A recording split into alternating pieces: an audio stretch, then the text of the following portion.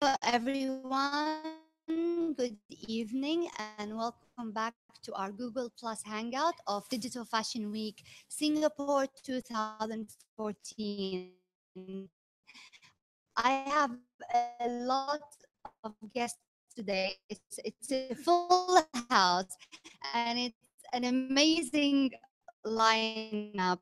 First, let's start with the founder.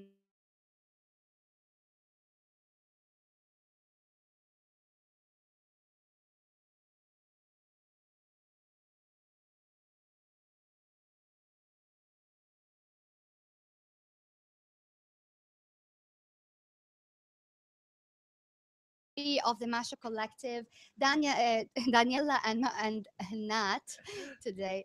And I have Kae Hana as well, another Singapore designer. Welcome, everyone. And it's going to be very easy, a chatty session about fashion and vlogging. And okay, first, I think the designers here are waiting to know what you thought about their show.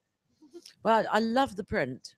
I thought the face print, um, when it was like sort of one face, it reminded me of Picasso. Um, it was sort of, that kind of slightly geometric, angular woman, perhaps with one eye, and also the kind of graffiti kind of influence that you would see on a building or on a wall, in an urban area. I thought the prints were beautiful. Here we go, guys. Well done. Rebecca, what did you think of their collection? I was quite excited to see it because I met them on the first day, and I just ran into them because they were so cute looking, the three of them. And then I actually went to the superstore to see what a little bit more of their collection looked like, and just how this one is actually a departure from that. That you can really see that, not to say that they've grown up, but you can really see how the collection's matured. What did you guys think? Would you wear the stuff that we're today on the catwalk? It was child just hold it, yeah. It was like I said, like Hillary said, I really liked the print. I was actually trying to like look close up to see who the faces were. I didn't know if they were personalities or celebrities, or but I like I said, I liked the mashup of the faces. So yeah, and it was nice just because it was like yeah, a lot of color, and it was nice to see from the more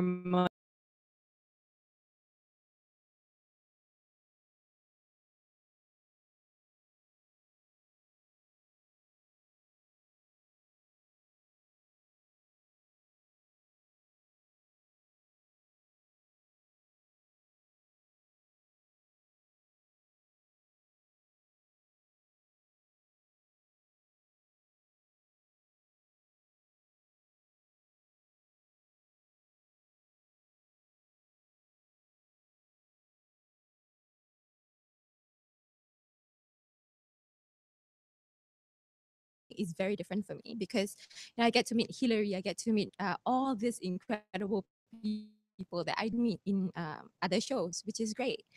So so far it has been very exciting. I cannot wait to see how it grows next year. Yeah. And want to talk a bit about the inspiration behind your collection. You had a little bit of tribal inspired print, and you had sequins, and you had a lovely material. The white pieces were all white, but it had a really nice material manipulation. How did you tie everything together?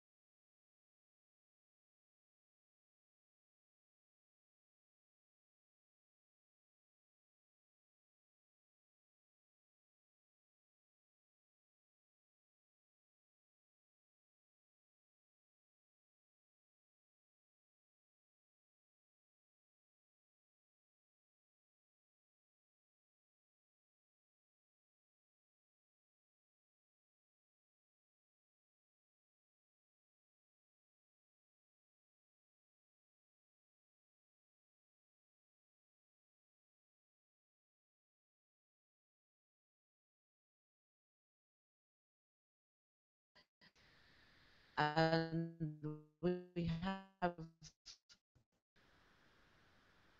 work of out graduates. And within this event, 40 colleges from and universities from the UK. And more recently, we've added an international section as well. So we have graduates from Israel, from St. Petersburg, Canada, all over Europe, Sri Lanka, um, Taiwan, Japan. It's really, really exciting. And in fact, the international award has been won for 2 years in a row by Taiwan, a college in Taiwan, which is amazing because you wouldn't think that Taiwan would have a huge and strong fashion industry. And this is one of the things that, intrigues me about Graduate Fashion Week, to discover what's happening with fashion all over the world. Yeah, I agree. Rebecca, you're also involved in Graduate Fashion Week. You go and watch the show every season. So how do you feel about it as well? I think a lot of what Hillary is saying is really lays true because I grew up in Canada and you don't know what the and it also means this the fashion doesn't know what the graduates are doing. So the one thing that the UK does that I'm not sure if any other country does it in the world and nobody does it to this scale is they showcase their talent. And I think that was one of the things that was nice earlier today was actually seeing some of the graduates here. You know, for me, I was told some of the schools have 90 graduates, so it was quite a small section. But to see what London does with Graduate Fashion Week, not only do we see the shows, we see the portfolios, we have the chance to meet the students. So it really gives the possibility of employment. It really gives the students a great opportunity. I think one of the things that's important about Graduate Fashion Week in London is that it's now recognized by all the big um, companies like Abercrombie and Fitch and Kenzo, Ralph Lauren, all the big department stores, Marks and Spencer, Debenhams, George at Asda. They all send teams of people to headhunt, and they're looking not just for designers, but they're looking for people who can work in marketing, who can work in product development, who can work in merchandising, who can work in graphics, computer design, right across the board. So it really is probably, the best launching pad if you want to have a career in fashion, to expose your work to so many different possible employers, which is what it's all about. At the end of the day, like we were saying, fashion is also a business, and Yeah. these guys one of the fewer survivors in Singapore. It's a very small market, and this is your third year. So how do you guys, what keeps you as a business, as a fashion label going?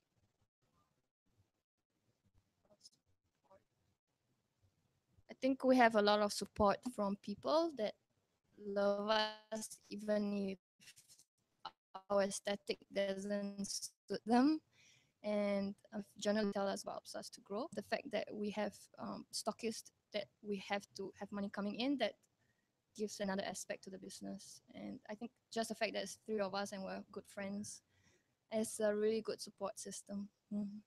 And Hana, you graduated at the same time as these guys, and you were part in the incubator program, Parco. You had your label, you still have it, but you were telling me you're taking a break. Why is that, and what you're going to be doing? Okay, actually, I have been putting off the idea of doing accessories because I'm known as the print girl. So when you're just known as the print girl, you want to go beyond that, you know. So I have been working on a line of accessories that would reflect my prints very well because a lot of my customers they say they love my prints but they do not want to wear it on them because it's very loud, so they kind of like want it in a smaller package, you know. Yeah, so they want it safer. Yeah, so some of my customers just want to wear a really plain outfit and a really loud bag. So and I see that there is a huge gap in that market in Singapore because a lot of Singaporean accessories designers, their bags are like leather, which is great, but then it's really safe, and there's no one doing something like a la Charlotte Olympia, you know. No one is putting that in Singapore. So I was thinking that somehow that I want to be able to fill up that gap, at least Singapore first and then for Asia, you know, because I think it's about time. It's about time. Yeah. I'm looking forward to that. Hillary, how much do you think the designer should compromise for commercial viability and to appeal to the mass and to keep the business going? I think days you've got um, what happens in London, or in fact, right across the UK. Many young designers and indeed established designers will do a capsule collection, say for Debenhams or for Topshop, and this will bring in bread and butter, and that then enables them to fund their ready-to-wear collections at London Fashion Week, which obviously is going to be a higher price and maybe a little more, as you say, aesthetically loud or different or, uncompromising. So in a way, I think it is such an important thing to do.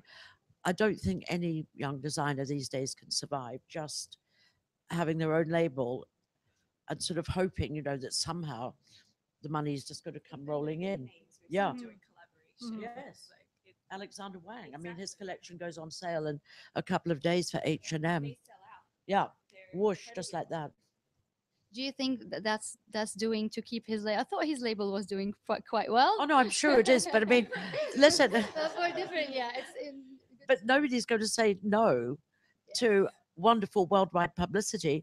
And let's face it, how many people are there in the world who really can afford to pay £1,000 for a T-shirt? That's true. So I think, even the big designers need to keep one eye, on the balance sheet and on international publicity. And then the other eye is, doing their fabulous catwalk collections. That's true. And Rebecca, your job as a stylist, how much do you think does it help designers? Do you scout? I know you look for more emerging designers. How much does it give them advantage when you pick up something from designers who are not very well known and put it in your editorial or in something that you're shooting? I think press is really important for designers, but I also think it's great when young designers get press, but more important than press is actually sales. And if press is a way to build your book and to help build your image, it's all geared towards sales. In London, there's so many young designers who feel like I need to get a PR. And it's like, no, you don't need to get a PR yet. You actually need to focus on sales, whether you're getting a sales agent or concentrating about that. I think when we see our work in editorials, I think we get a personal excitement, but that doesn't. It's different from sales. But having a really strong editorial PR book will help you get sales. So when someone sees it or when they see your collection, they'll see other people. It's another support system to what you're doing, because part of PR, it's really part of your marketing budget. But when you don't have the marketing budget, you really just have to concentrate on sales. And for young designers, and this being a digital fashion week, we all have your Facebook that can be used, or your website. But it's really understanding what platform the other countries that you want to sell to are. Because in some countries that I've been to, Facebook is really considered very professional. But in London, if you don't have your own website as a professional, your own email, your own Instagram. And again, like Tumblr in some places is really popular to show your portfolio.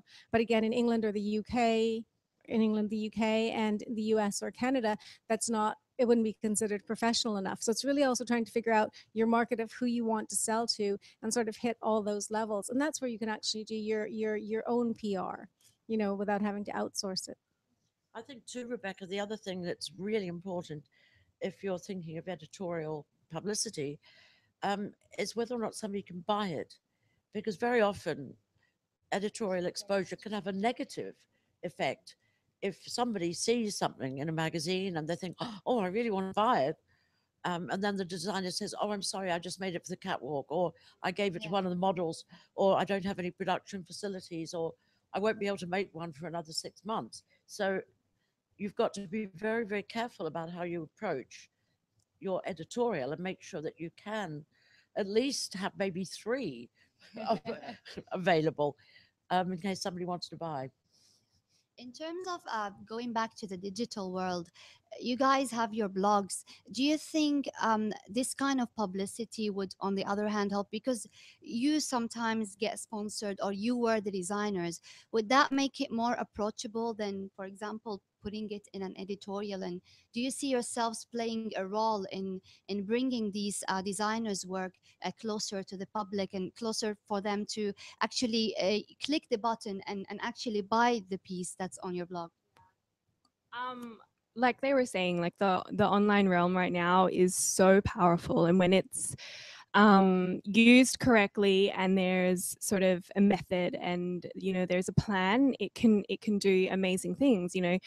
Bloggers who have started very organically are now fashion authorities. So I think it's important. That's why I jumped at the chance to come here, because it is putting young designers in the spotlight, and I think that's incredibly important, even especially in Asia as well, where we don't really, even in the Philippines, we don't really have the resources or the funds, even the backing, to be able to share young designers. So yeah, I mean, it's also a lot of fun, to be able to get exposure to other designers like yourselves from around the region. But yes, and I think, just like she said, like having a Twitter, having a Facebook, but having a brand, building your brand, making sure everything is calculated or curated to a certain degree is incredibly important. I think that's what us as bloggers also we try to do with our own content.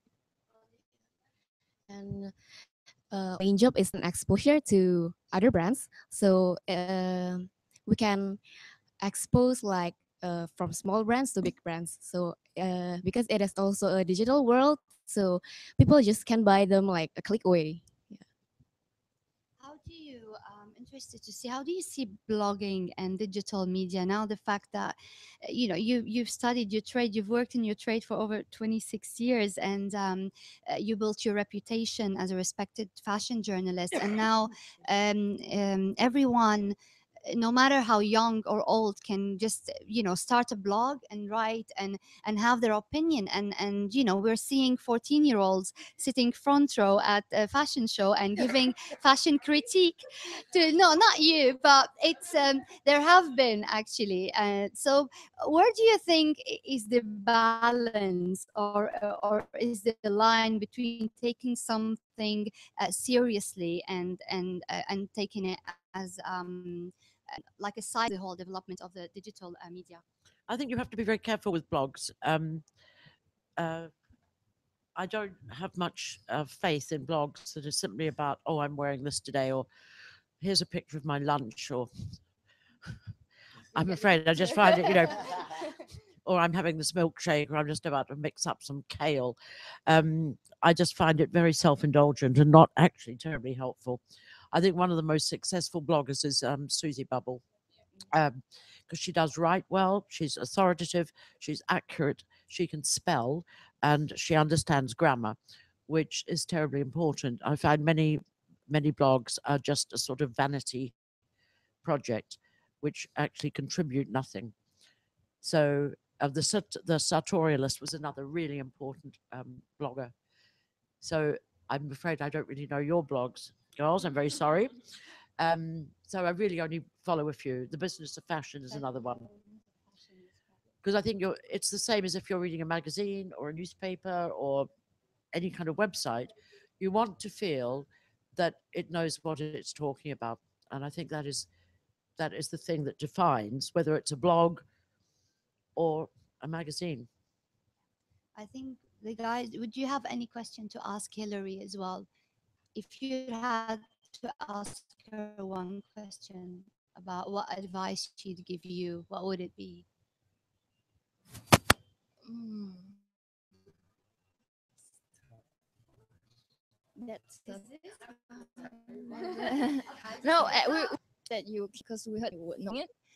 So thank you for coming. I guess we just want to know how we could be better. Well, just like the kind of things that we should put as a priority now in growing a brand. Well, I think you've got to, as Rebecca was saying, it's all about building a brand and having a very definable signature or a USP, and making sure you have a website and making sure that people know about it, and perhaps thinking about joining um, a showroom facility in Paris, for example, or in London. So although definitely you are a Singapore designer, you're exposing yourself to buyers, because I think that's the difference with Digital Fashion Week, that there's not a lot of buyers coming here, for example. So in a sense, there's not really a strong commercial basis for it. Fantastic to create for Singapore, and also for people who live here to come and see the fashion shows. I think that that's a marvelous idea, but I think maybe you've got to sort of perhaps look ahead a little bit, or even going to Hong Kong Fashion Week or Pakistan Fashion Week. Or, I mean, there are fashion weeks all around the region. There's two in India alone. Just to start getting in touch with buyers, and from there leapfrogging into Europe. Don't you think, Rebecca, that Yeah, no, they I. need to sort of just expand slowly, but have a Mhm. definite strategy or a business plan as to what you want to do? I think that part is key, what Hillary is saying, to have a definite strategy of what you want. Because as young designers, you already have a few stockists here, and people already know how to buy your clothes. But it is what Hillary is saying, that we don't really have the buyers here yet, because we're still trying to define what is the Singapore style, what is unique to Singapore. And it's also like, when you want to sort of mass market your clothes, how do you not lose what's special or unique, about your country and about your designs, and really think of that sort of going forward. And is there another country that you would like to do a showroom, really to be about what you do next and how you spend your money to develop your brand. Advice. One last question to Hillary. What made you agree to participate in Digital Fashion Week? What do you think? I think you've just mentioned what could improve, but what do you think is the strength and the relevance of it these days? What of Singapore Fashion Something Week? like a Digital Fashion Week. Well, it's something new. I haven't been here before. I was invited, I think, last year, but I couldn't make it. I do go to a lot of fashion weeks around the world. In Kiev, for example, Pakistan, India, New Zealand, all over the place. And I'm always intrigued to see what's going on. And so that's why I wanted to come here. And I very much like the emphasis on the whole digital kind of media, because it is something, it sets Singapore apart. And I think it's something that no other fashion week does. So I think, and I'm thrilled to see what's going on. And I hope to have some time to do some shopping. Yeah, surely do. I think they'll probably bring them to you if you want it. Thank you so much. Thank you so much for your great input, Hillary and Rebecca. Thank you to our Digital Fashion Week insiders and to the lovely designers from Singapore. This was our third Google Plus Hangout session. And thank you to our Hangout designers